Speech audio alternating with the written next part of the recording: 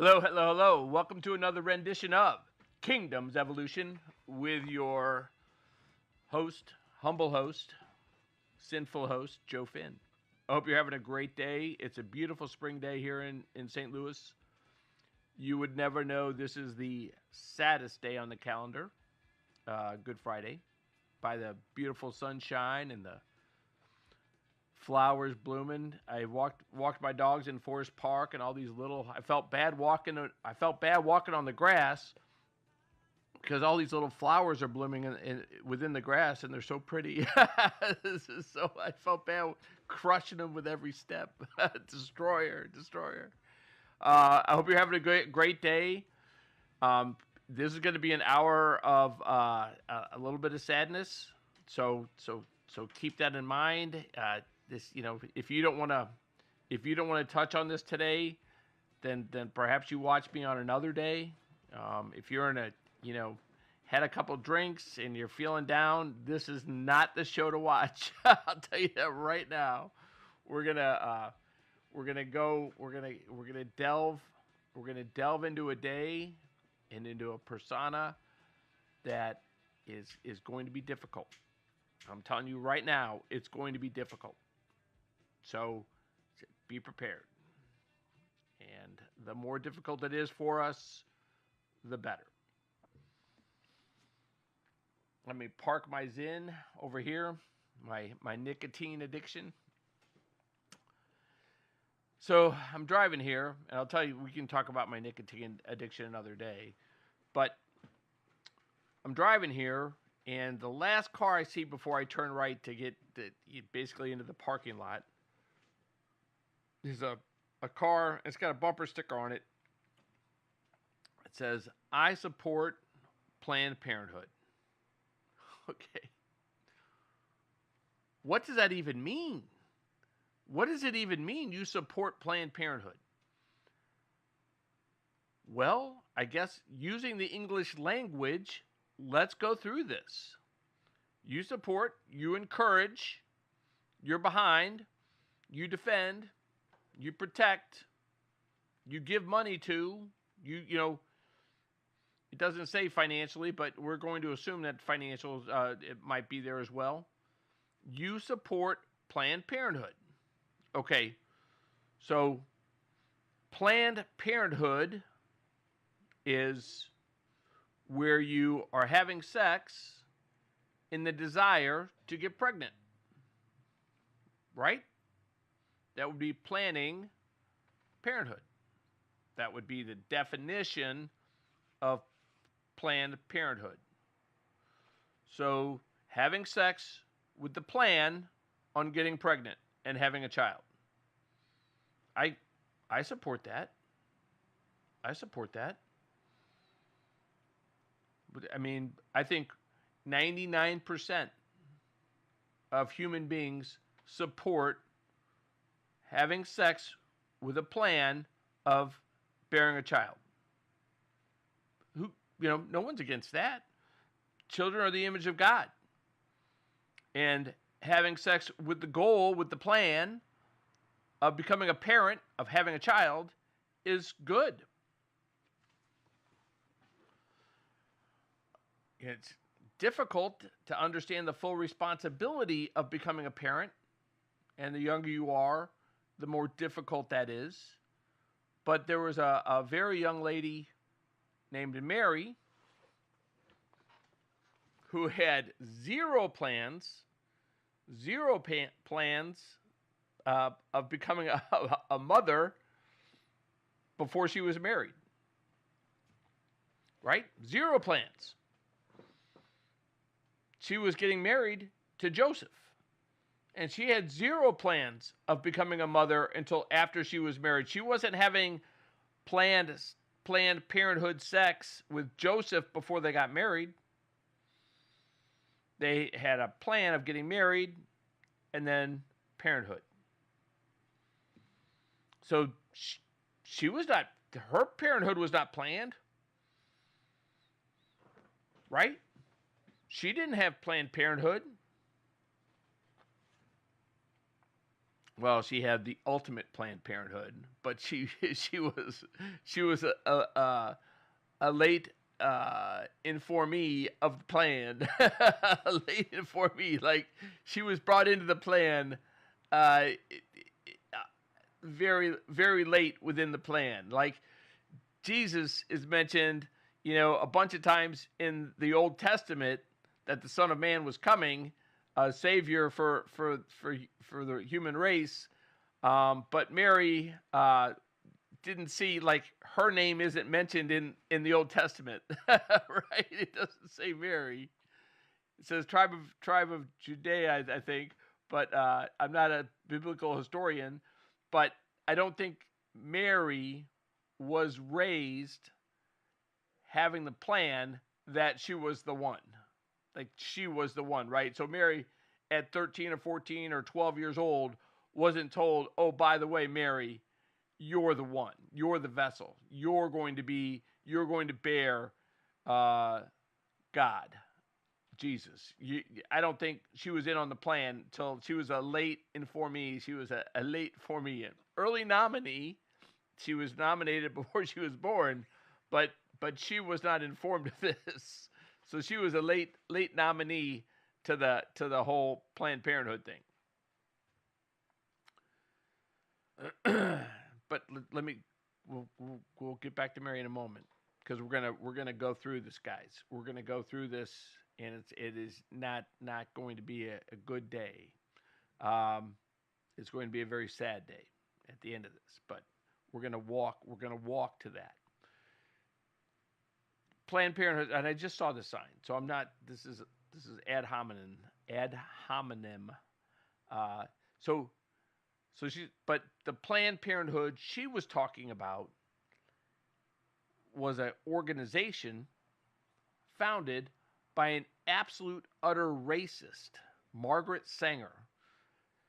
And if you don't know who Margaret Sanger is, well, Margaret Sanger was the Adolf Hitler for black people.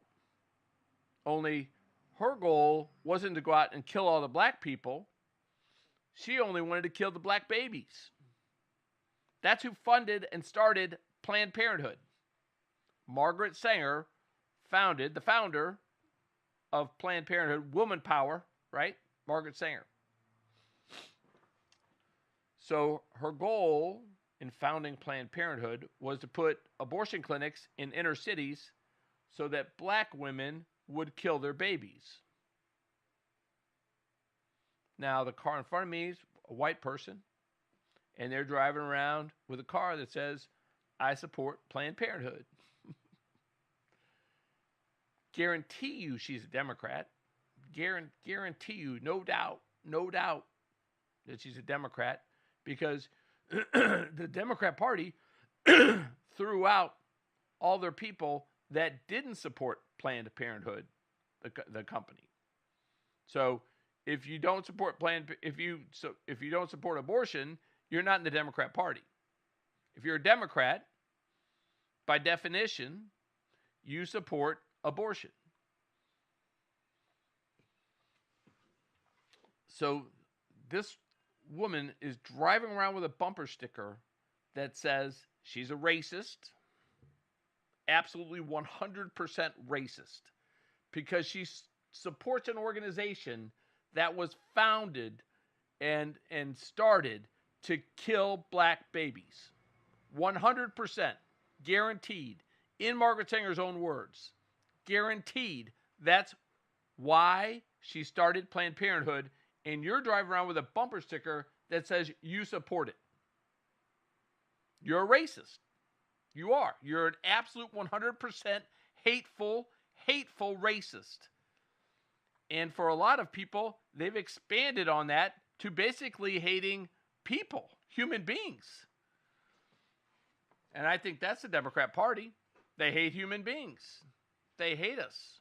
They hate life. They hate love. They hate children. They hate all of it. And it all stems from their hatred of God. I said a little prayer before I started the show today, because I knew it was going to be a difficult show. So I asked God, I asked Jesus, my friend, and I asked Mary kind of to be with me today because this is going to be a tough show. And I asked them, just keep me on the rails. Keep me on the rails. Because I have a tendency, I don't know if you've noticed in some of my past shows, sometimes I kind of go off the rails. And we're going to try to keep this show on the rails because I want you to be in the moment with me. And I don't want that moment to be vile or vicious or hateful. I want that moment to be one of understanding, one of camaraderie. So there was a plan that our Creator had. Let's remember who our Creator is. When you look up at the stars at night, and there's too many stars to count because the universe doesn't end,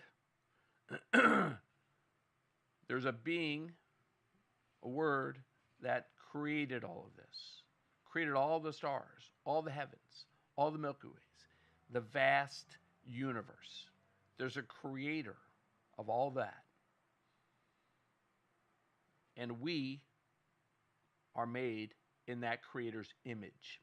It doesn't mean we look like him. And I kind of agree with the one preacher that said, the one knucklehead that's running for Senate in California, that anti-God Satanite, running as a Democrat in Texas. There is one thing I agree with him on, that God isn't a man. Well, you're correct. God is not a man. You can't argue with that because the creator of the universe, a man, cannot create the universe, right? So obviously, neither man nor woman can create the universe. A being, a very, very special being created the universe and created us in his image. We just use his because I am has been more of a masculine creator than female as far as what we can decipher, what we can understand. God chose just all male disciples. When God became man, he chose all male disciples, but he had women that were following him too. But in that day and age, it would just make sense that the disciples were men. Because in that 2,000 years ago, women would have just been stoned to death as they still are in Muslim countries. So 2,000 years ago, we have an unplanned pregnancy for Mary. She has no idea this is coming, right? She wakes up one day and the creator of the universe is talking to her. We would all go see a doctor, right? If a booming voice came down and said, you're going to bear the child of the creator of the universe, we'd all go check into our nearest psychiatrist and get some medicine, and that medicine undoubtedly would make us suicidal. Is there any like medicine that doesn't include the tagline, any thoughts of suicide? I mean, it's ridiculous. The most vile human thought that you can have is suicide. And they're telling you that your drug may make you have suicidal thoughts. It's like, what? How can this be good for me? Like, I want to live. I want to feel better. I don't want to have suicidal thoughts. Like, a suicidal thought, by the way, may be your last thought. Think about that. So are you going to take a medicine that says, oh, by the way, if you take this drug, it may snap your brain so poorly, so badly, so wickedly that it's your last thought. If you have a suicidal thought, maybe you don't go see the doctor. Maybe you just act on it. I mean, why would you ingest that into your spirit, into your soul, into your beautiful brain? Just it boggles the mind, guys. It boggles the mind what the FDA will give you to make you feel happy. All right, let's move on. I gotta go ADD, and I want to stay focused. I only have. Well, we started late. Hey, Justin, what time did we start the show? Oh, never mind. I'm 15 minutes in. Ooh. All right, we got time. We got time. We're good. So 15 minutes. So before it even starts, it's an unplanned pregnancy for Mary.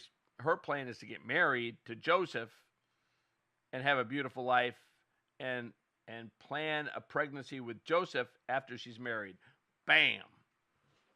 The creator of the universe comes to her and says, "You're the one. You're the one that is going to open the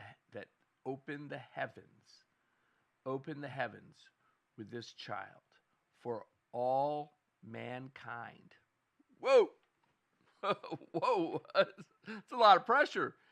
I don't know how old she is, 17, 18, 19. She's planning on getting married to Joseph. They got married young. I don't know. So when Jesus dies, he's in his 30s, early 30s, 31, 32. And Mary, she's probably not even 50 or around 50 years old. And it's not old. It may have been old in those days, but it's not old. 50 years old is not old. Your body's still making stem cells. You're still good to go.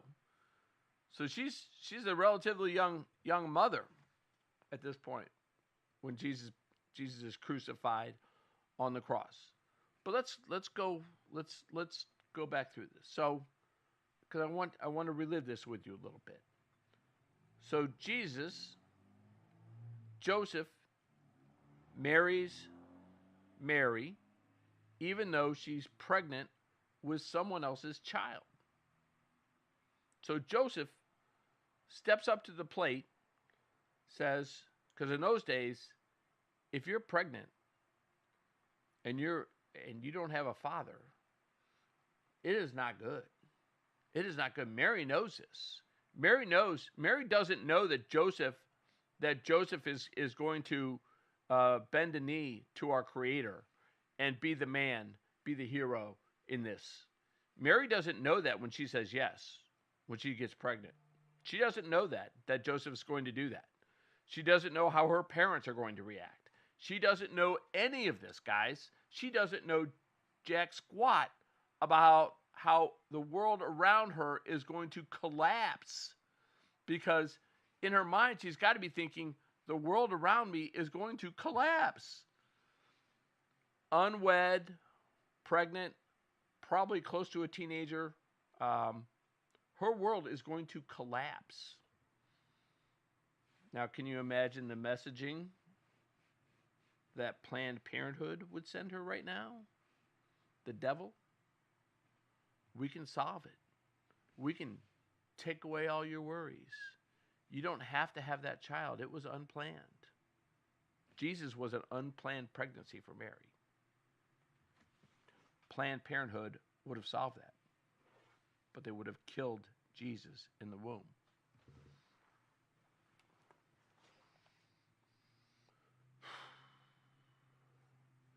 So with great trepidation, and Mary doesn't know the plan, but when the Creator calls you, you don't know the plan.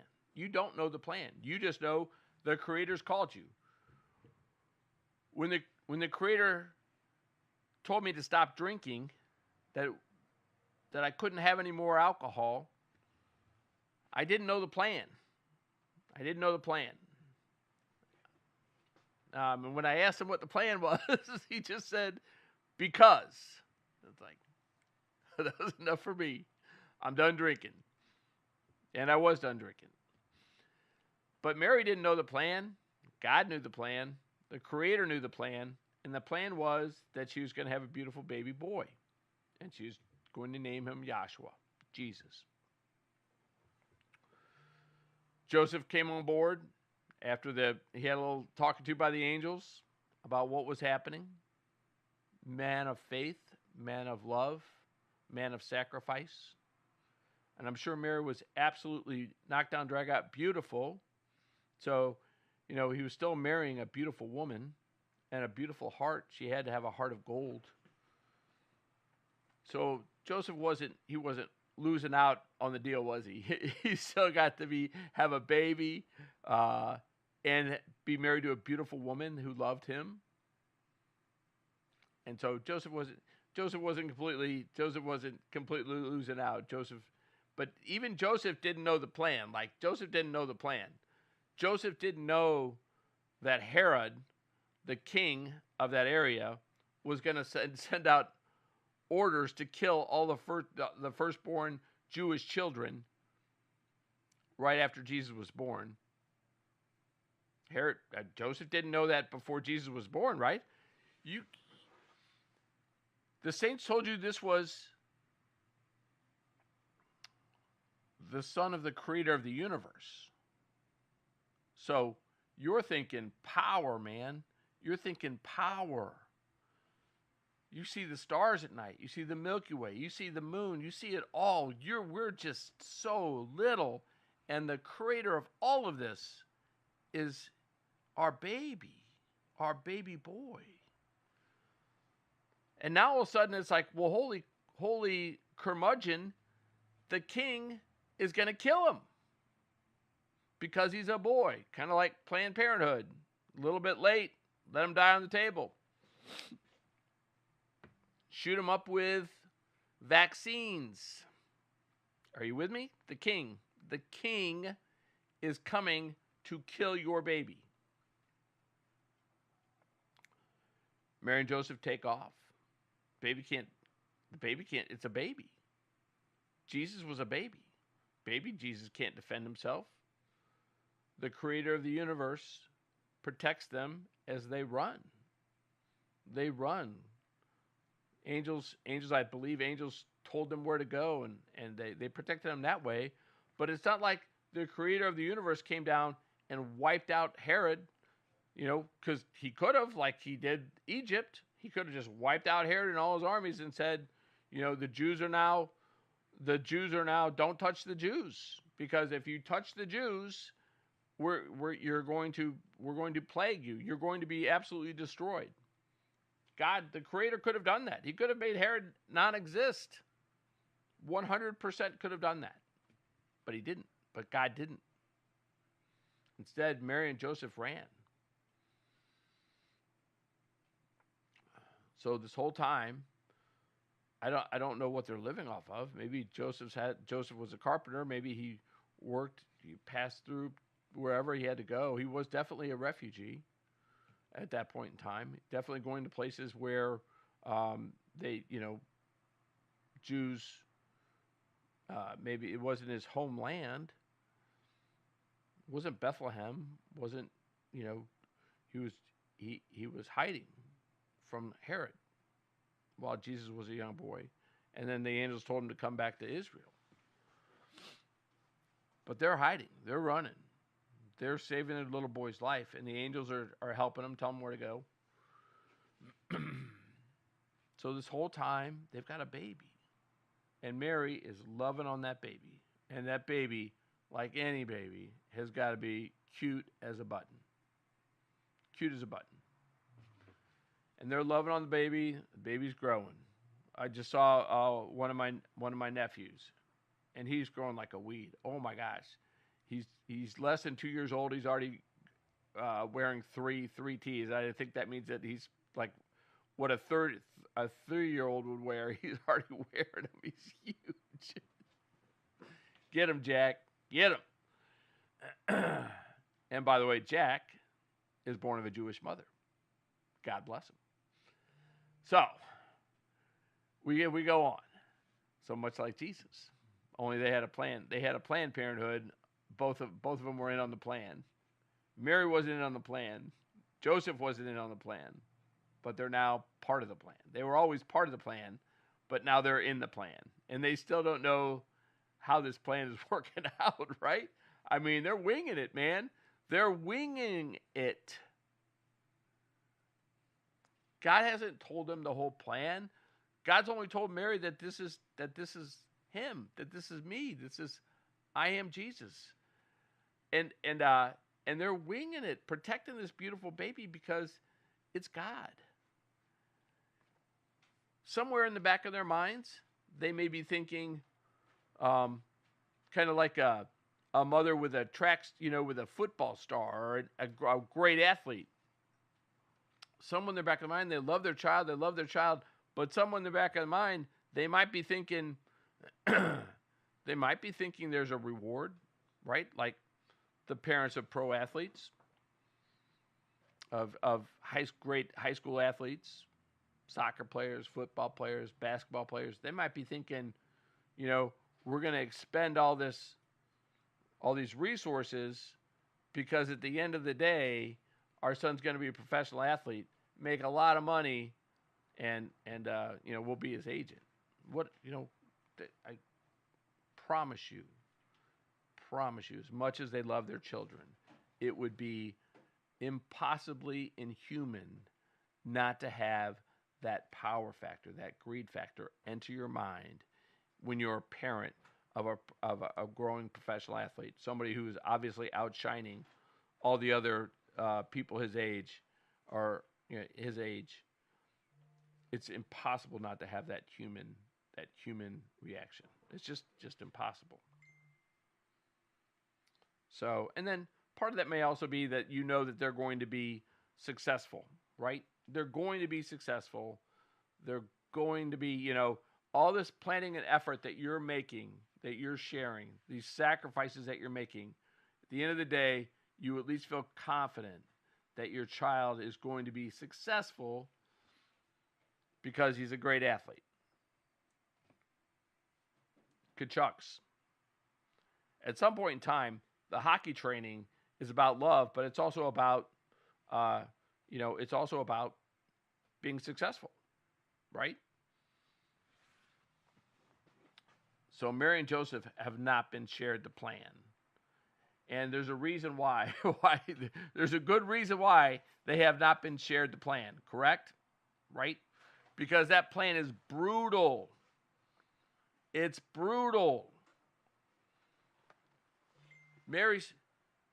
Jesus is living with Mary. He's 25 years old. He's a successful carpenter. Mary's watched him go through the teenage years. She's watched him grow into this fine young man that is a great carpenter, successful carpenter, meaning he probably gets paid very well to build things. I'm sure that being a carpenter in the land of Israel, where there's forests everywhere, if you're not good, they're not letting you touch their carpentry, because carpentry is probably a very expensive trade at that point, right? If you've invested a lot of money in this wood, you're not just going to let Joe Schmo, who has no idea of how to do anything with carpentry, work with your wood. You're not going to do it. Jesus is the son of Joseph, who's a carpenter, right? So Jesus knows what he's doing because his father taught him. His father showed that love, that talent. Jesus is a great carpenter. Jesus is doing well. Probably Mary's only support of income at that point in time. Mary didn't have a big career. She wasn't working in corporate America. She was a mother. So she probably did some things for other people to earn money, but she wasn't like she was getting paid by Pfizer or Planned Parenthood a corporate salary to do corporate things. Like it was not a free capitalist market at that point in time.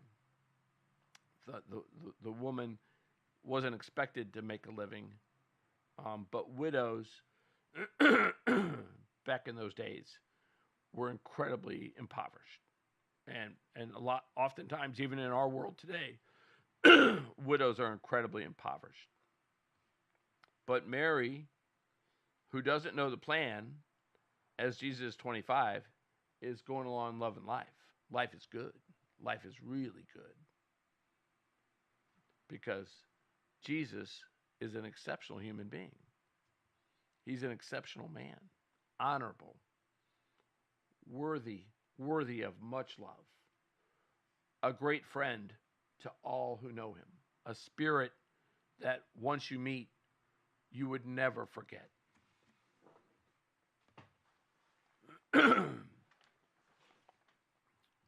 Jesus, so 25, now 27, 28. One day, they go to a wedding.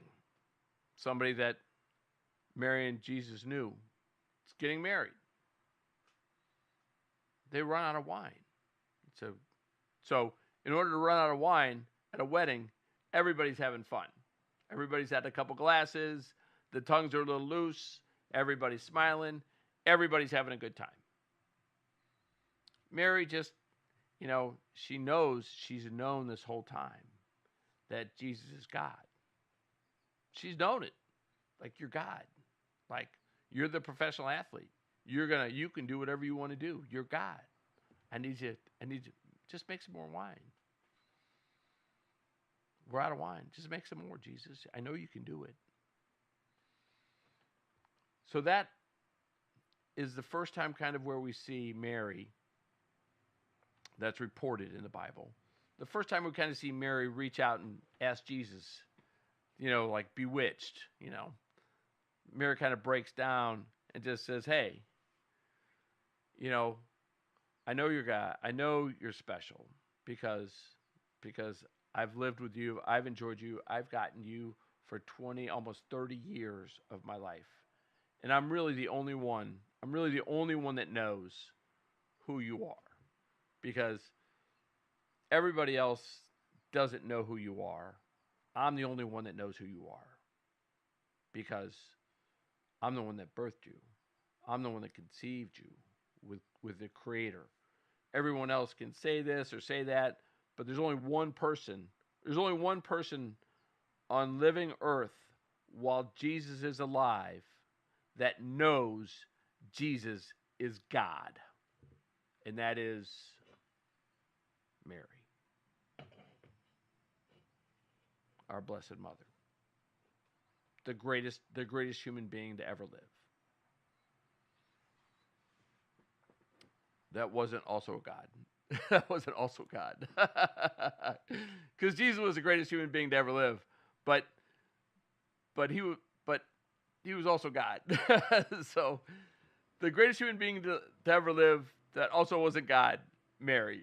And I like St. Patrick a lot, but Mary made St. Patrick possible. Mary made Jesus possible. Mary made it all possible. Greatest human being to ever live.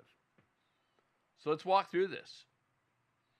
Did Mary and Jesus says, it's not yet time, Mother, but it kind of starts the time. That request kind of tells Jesus the time has come. And God's got this plan, and I'm not saying that Mary's requesting him to make wine is not part of the plan. I don't know if God knew that Mary was going to ask that. But God, the Creator, uses this moment to begin the time. Does Mary instantly regret asking Jesus to make water into wine? I don't think so. But perhaps as she thought back on it, she probably thinks, I probably could have. We didn't really need any more wine at that wedding, and I probably would have taken a few more years of Jesus as man before he revealed himself to everybody as God. I don't know that. I don't know that Mary ever regretted that or went back. But my guess would be it is the plan of God. So at some point in time, he just let it go. So she did. Jesus made wine. But soon after that, Jesus says, okay, the time is now. Now, was Mary thinking that if Jesus could turn water into wine, and think about this from a human standpoint, if Jesus can turn water into wine, couldn't he turn a rock into gold? Yes, yes. She's not rich. She's not rich. Couldn't he turn uh, uh, copper into gold? Couldn't he turn anything into gold? Couldn't he turn wood into gold? God, it's God. Her son is God. He can do, the creator of the universe can make universes. He can do whatever, God can do whatever God wants to do. Mary doesn't ask him to turn rock into gold. She just, at the moment, maybe Mary had a couple glasses of wine. At the moment, she just didn't want the love, the joy, the fun, the moment to end. So she asked Jesus to make water into wine. She didn't know that that would be the start of Jesus revealing himself to us. How could she know? But realistically, if you think about it, there were other people there that knew Jesus turned water into wine.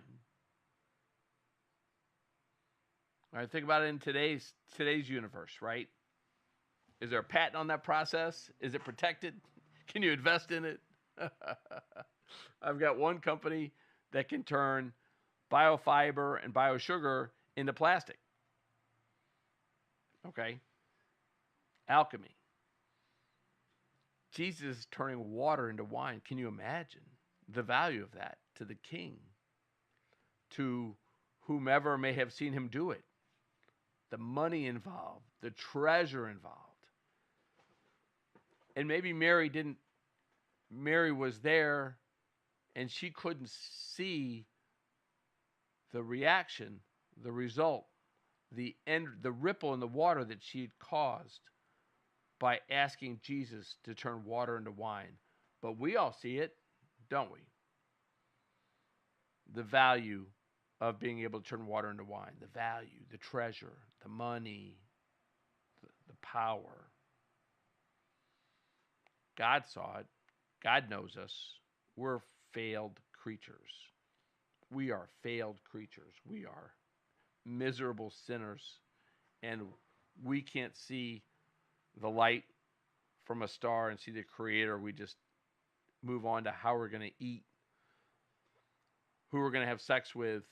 You know, we are creatures of habit. We're animals, and we act as such. Intelligent animals, because we're made in the image of God. So, begins the process. Now, this is only a few short years, right? So Jesus is, I'm not a biblical historian, so forgive me. Forgive me for not being detail oriented on time frames. I apologize.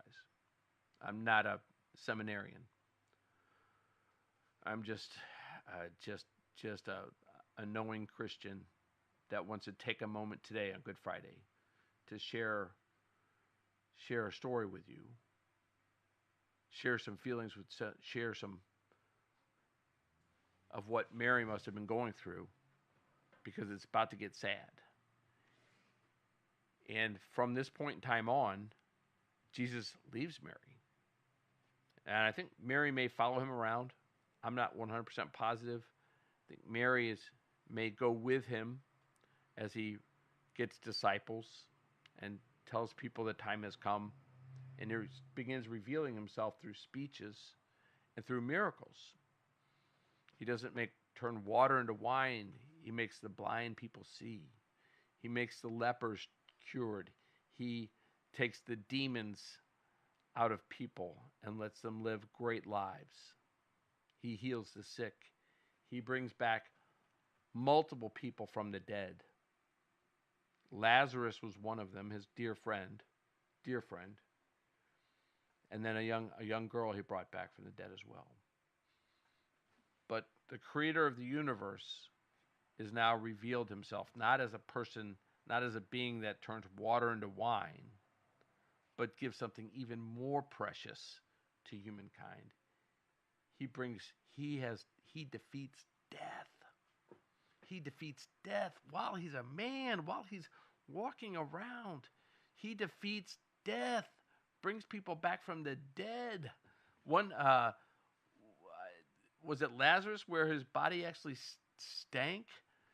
That Jesus wasn't there in time, and when he went into the tomb, his body actually smelled of death? Oh. So now Jesus is truly revealed.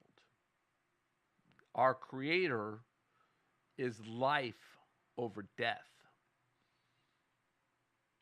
Our Creator is this loving being that is going into synagogues and rioting up the Jewish population because he's saying he is God.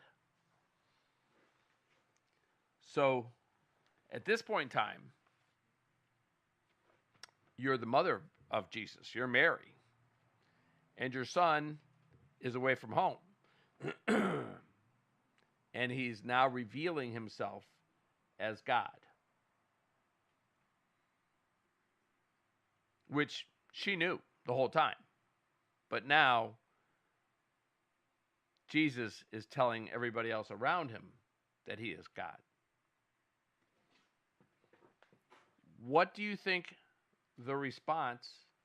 I'm surprised they didn't try to entrap him and make him turn wood into gold, which he wouldn't have done. But I'm surprised some of the capitalists, I feel like that's what Pfizer or Moderna would have done. Kidnapped him, tell him to give the patent for them for life after, for life. And then they would have buried it and created a medicine to make you sick. Because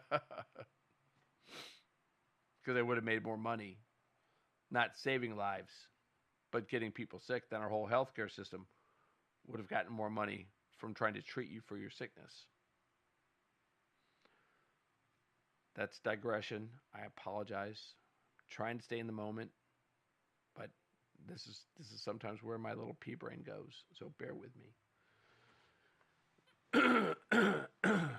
So what do you think is going to be the end result of Jesus revealing himself as as God, healing the sick, casting out demons, the deaf can hear, the lame can walk, the blind can see? Wow. Power. And not only is he doing these things, he's preaching the word of God to multitudes, feeding them with basically nothing, but feeding them with miracles. And he's talking to multitudes. Who doesn't want to go hear this guy speak? Why wouldn't you go hear him speak? Much like Charlie Kirk.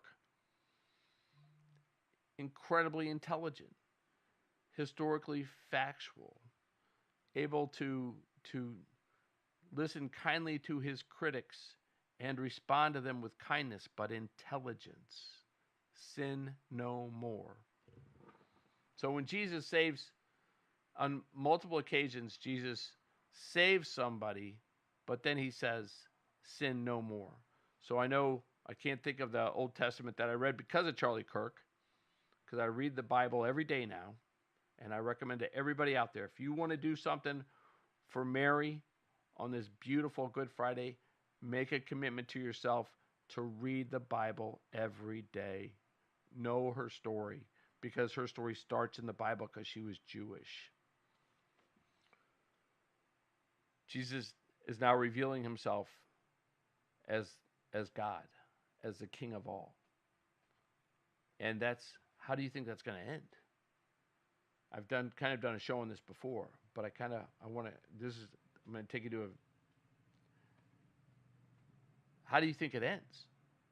Well, I can tell you how it ends, right? We all know how it ends, but you're living it. You're there. You're his mother. You see what's coming.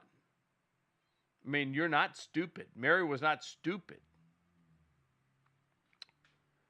And maybe there's a part of her that's thinking like that. It's like, well, it's God. Like God can do whatever God wants to do. Like God could wipe out the entire Roman army with a thought. God could wipe out everybody with a thought.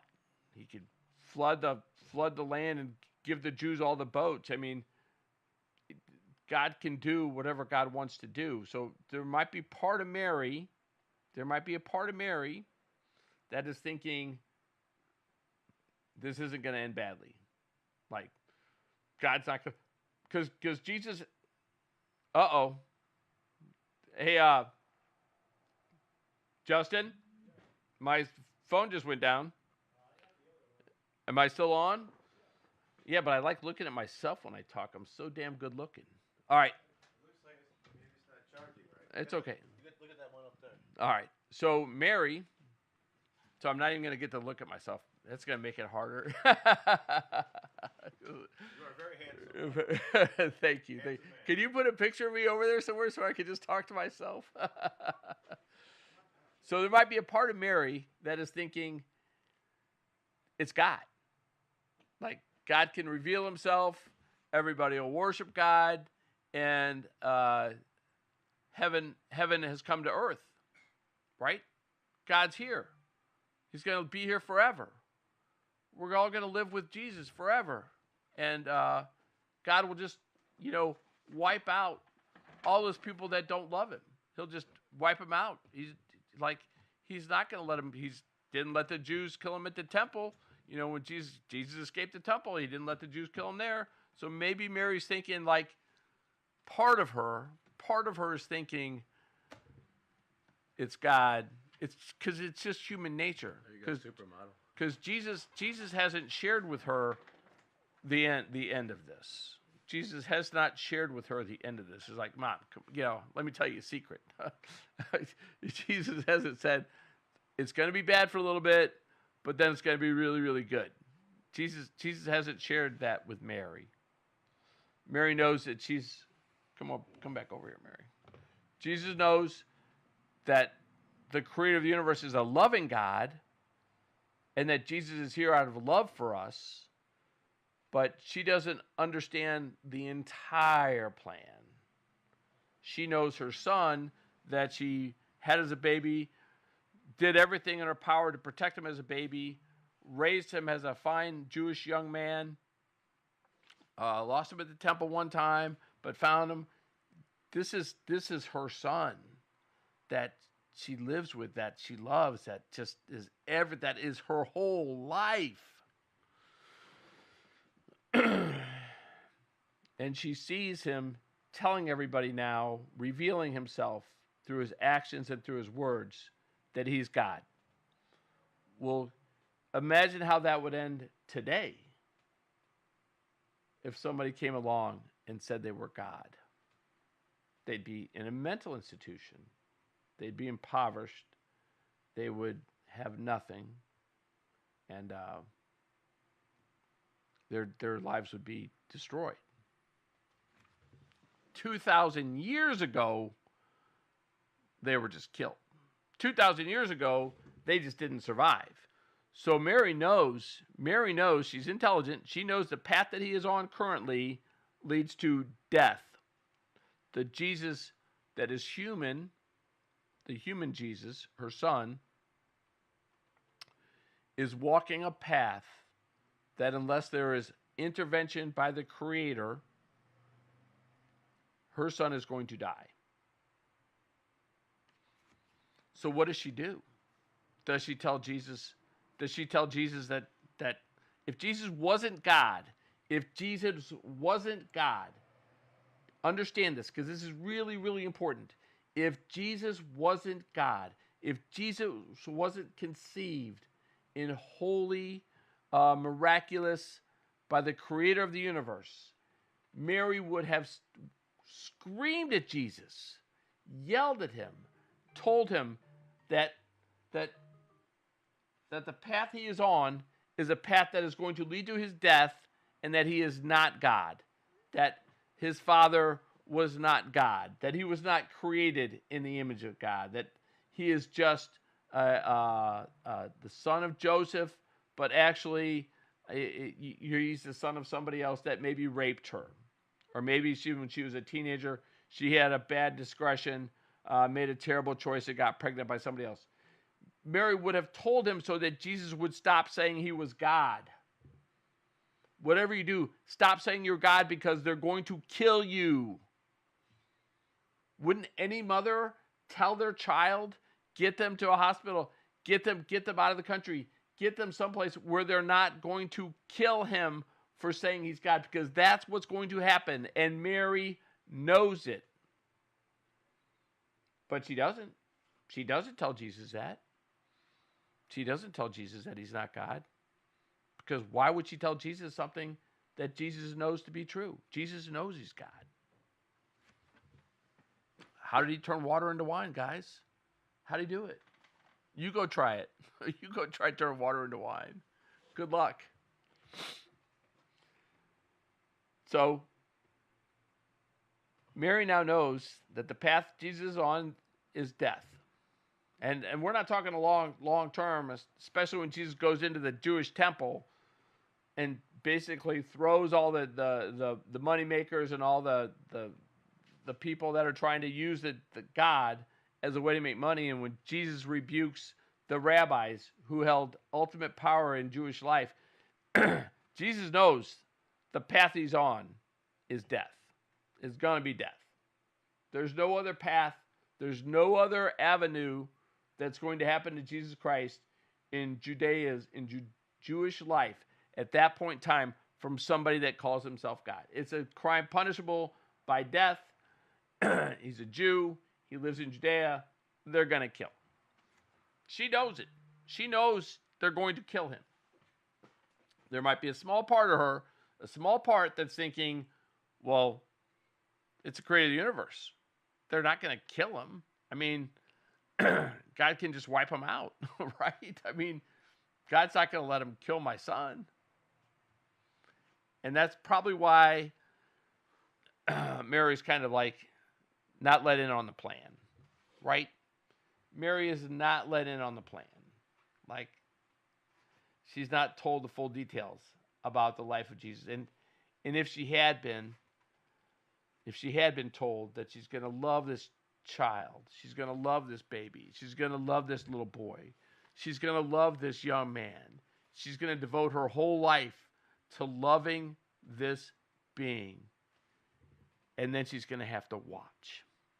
Then she's going to have to suffer. Then she's going to have to watch as her own people condemn her son, who has saved blind people so they could see, has saved hearing people, who's created wine for them at a wedding so they could enjoy wine.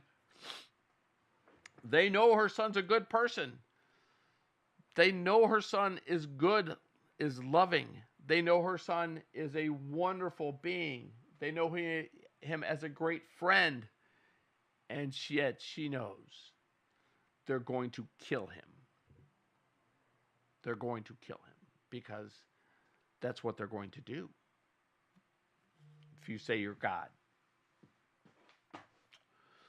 So Mary's, part of her's holding out hope, but also there's got to be a part of her as an intelligent woman that is saying, I see how this ends. I see what's going to happen to my beloved child. And I'm sure that her hope, as his trial goes on, as all the people, the Jewish people in the court wish death upon him and save Barabbas, a total piece of shit, instead of Jesus. Kind of reminds you of the Democrats right now, saving the illegal alien rapists and murderers versus the babies, right? She wow, that was a tough one. Sorry about that. But it kind of hits true, right? They're saving the illegal rapists and murderers and protecting them and supporting Planned Parenthood, the murder of the innocent baby.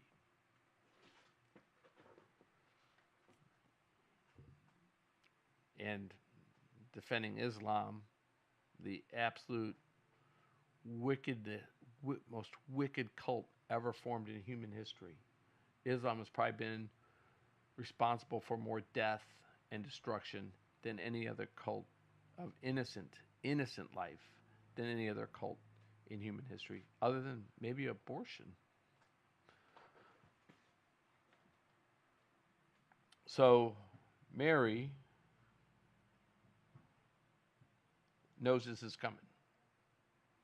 She knows this is coming, but she's got to be seeing her life of the young man, the young child, the teenager, the young man, this beautiful being, this beautiful friend, and he had to be a friend to her, right? Not just a son, but he had to be like her best friend.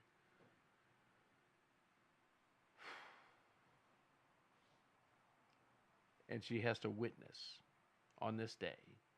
We don't know. One day a year, we honor the suffering that Jesus went through.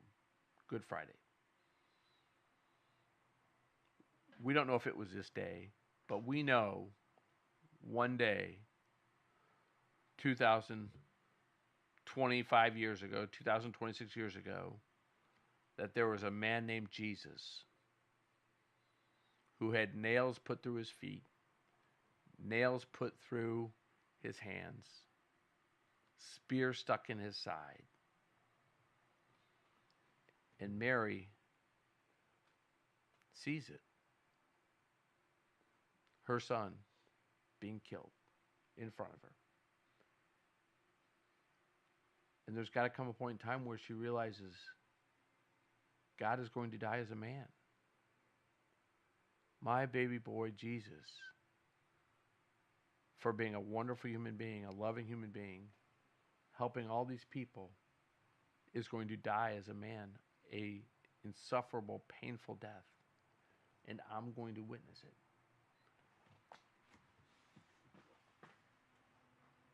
Imagine the love that God has for you and the love that God had for Mary. And at that moment, that joy that she had in having Jesus and being with Jesus, just that penultimate sadness.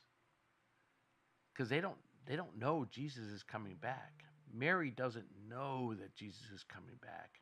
She doesn't know that her son has defeated death. God hasn't told her. Jesus hasn't told her.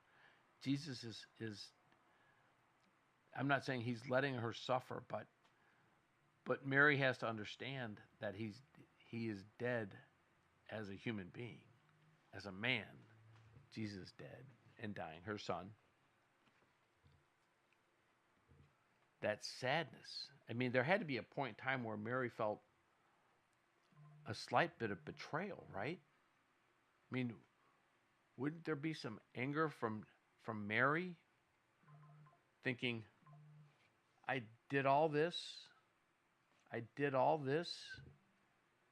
and you die at the hands of the Romans, the uncircumcised, the non-believers, and you're sentenced to death by believers just like me, and I am, and this is the end after you've lived such a beautiful life and done so many wonderful things for so many people. My own people condemn you to death and let the Romans kill you brutally, painfully, viciously, and you've done nothing wrong, and they free Barabbas, this total piece of shit.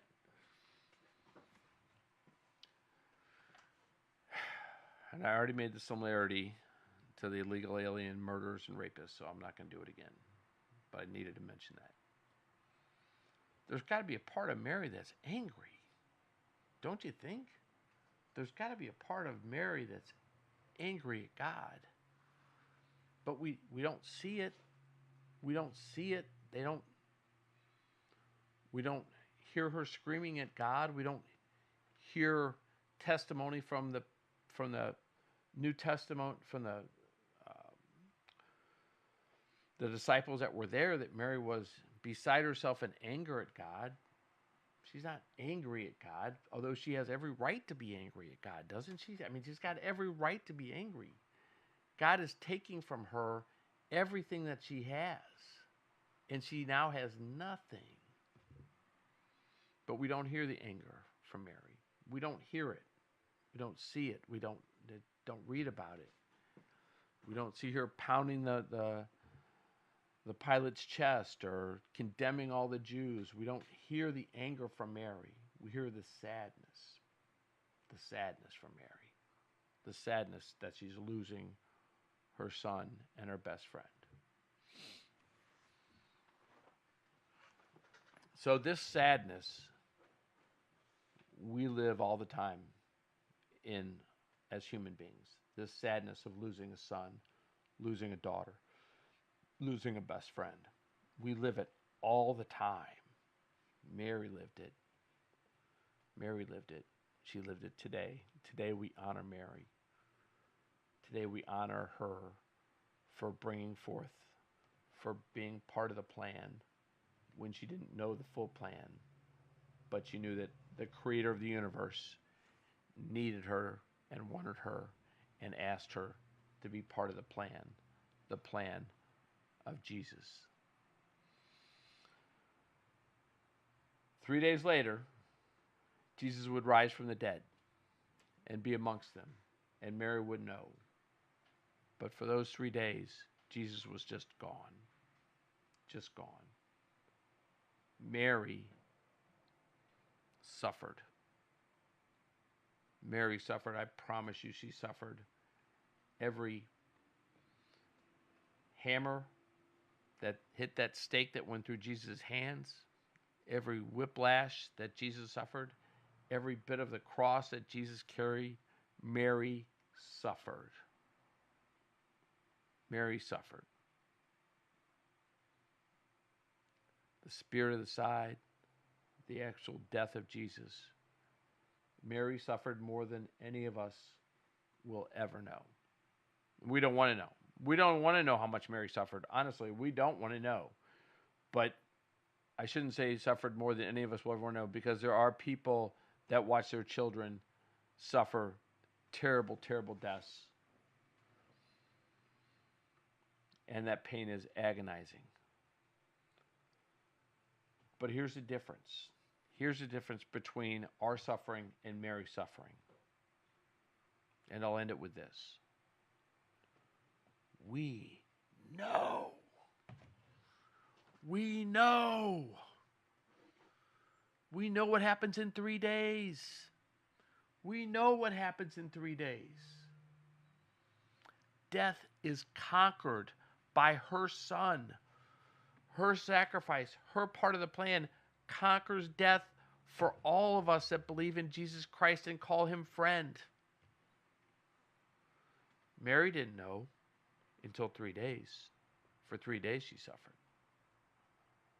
But we know going in every year.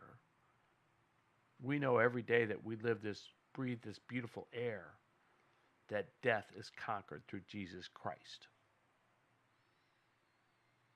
So today is a special day for Mary. Jesus knew that he was coming back in 3 days. Jesus knew, but Mary did. So today, Good Friday, is a painful, suffering day for Jesus. But let us not forget the beautiful woman, mother, the only human being whose body is with Jesus in God in heaven. She didn't know that her suffering would end in 3 days. We do. And the only reason we know that is because of her. In the Father, Son, Holy Ghost. Holy Mary, Mother of God, full of grace, the Lord is with thee. Holy Mary, Mother of God, blessed art thou amongst women, and blessed is the fruit of thy womb, Jesus. Holy Mary, Mother of God, pray for us sinners, now and at the hour of our death. Amen. Have a good Friday.